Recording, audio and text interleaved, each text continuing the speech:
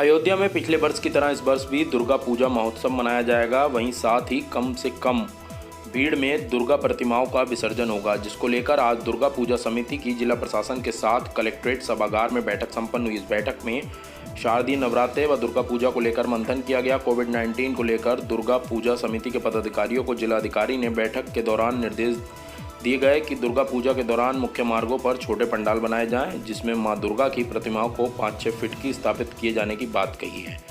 DM Anuj Kumar Jha ने कहा कि दुर्गा पूजा कोविड प्रोटोकॉल के तहत मनाया जाएगा, जिसमें सभी भक्तों व पंडाल पर मौजूद लोगों को मास्क लगाना होगा। इस बैठक में नगर विधायक वेद प्रकाश गुप्ता भी मौजूद थे। बैठक के दौरान केंद्रीय दुर्गा पूजा समिति के अध्यक्ष मनोज जायसवाल ने कहा कि जो गाइडलाइन जिला प्रशासन के द्वारा रखी गई हैं, उसी गाइडलाइन के आधार पर दुर्गा पूजा महोत्सव मनाया जाएगा।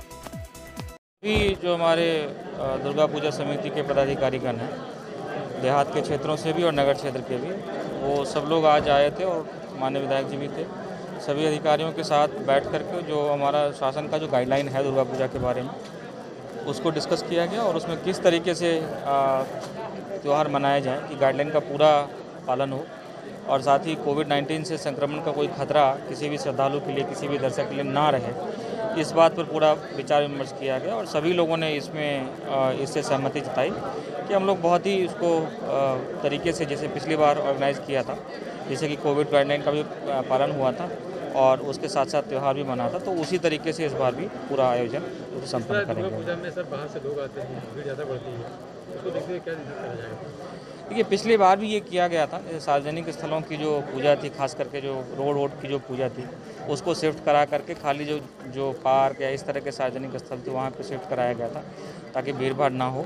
वही चीज़ इस बार भी सबसे रिक्वेस्ट किया गया है। लाइकवाइज इसमें जो है खास करके डिस्टेंसिंग का पालन करने के लिए और मास्क के जो प्रोटोकॉल है उसका पालन कराने के लिए भी निर्देश दिए गए हैं। तो उम्मीद है कि जिस प्रकार से पिछली बार लोगों ने संयम का परिचय देते हुए त्यौहार को मनाया था, उसी तरीके से इस बार भी होगा। जो हमारी विसर्जन पहले एक जाई होती थी पूरे ज़िले की, तो उसमें बहुत बड़ी संख्या इकट्ठा हो जाती थी, तो वो पिछली बार ही ये कर लिया गया था कि समितिवार विसर्जन किया गया था, सीमित संख्या में लोग गए थे। उसी तरीके से इस बार भी कराया जाएगा ताकि जो है इसमें कोई ज़्यादा बड़ी भीड़ भाड़ इकट्ठा ना हो। रामलीला होगी, लेकिन रामलीला के लिए भी वही होगा कि उसका स्थान नियत करके और उसमें जो आने वाले लोग हैं उनके बैठने की सीमित संख्या में व्यवस्था करके और वहाँ भी लोगों ने अपनी मांगों को रखा। जो शासन की गाइडलाइन है, शासन की गाइडलाइन का अनुपालन करते हुए हम लोगों ने मांग की कि जो मुख्य मार्ग हैं उनमें आवागमन बाधित ना हो।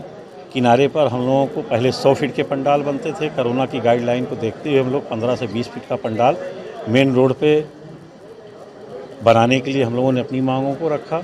उसके साथ साथ प्रतिमाएं हमारी 5 से 6 फीट की रहेंगी। जो प्रतिमाएं बन गई हैं वो प्रतिमाएं रहेंगी, छोटा पंडाल रहेगा और छोटी वाहन पे हम लोग लेके जाएंगे। लेकिन माँ दुर्गा के साथ 5 प्रतिमाएं होती हैं, इसलिए कम से कम उनको विसर्जन में 35 से 40 व्यक्तियों की ज़रूरत है। इस चीज़ को भी हम लोगों ने रखा कि हमको 35 से 40 व्यक्तियों की अनुमति दी जाए विसर्जन के साथ जाने की। उसके साथ साथ कोरोना का गाइडलाइन है कि हम अपने पंडाल में और विसर्जन के समय जाते समय साउंड लगाकर और इस बात का प्रचार करते जाएं कि कोरोना के गाइड नियमों को हम लोग जनता को बताते जाएं और मां का जयकारा लगाते हुए जाएं। इस चीज़ को भी हमने माननीय जिलाधिकारी महोदय के समक्ष रखा है। जिलाधिकारी महोदय ने आश्वस्त किया है कि हम जो मुख्य मार्ग हैं उसको अपने अधिकारियों के साथ दिखवा के जो भी बेहतर व्यवस्था होगी पंडाल लगाने की उसको हम कराएंगे। इस चीज़ को रखा। और रामलीला के संबंध में उन्होंने कहा कि जहाँ पर अच्छी जगह हैं उन जगहों पे रामलीला कराने के लिए हम अच्छी व्यवस्था करेंगे और अलग से अधिकारियों के साथ कल एक बैठक और करेंगे रामलीला समितियों के साथ।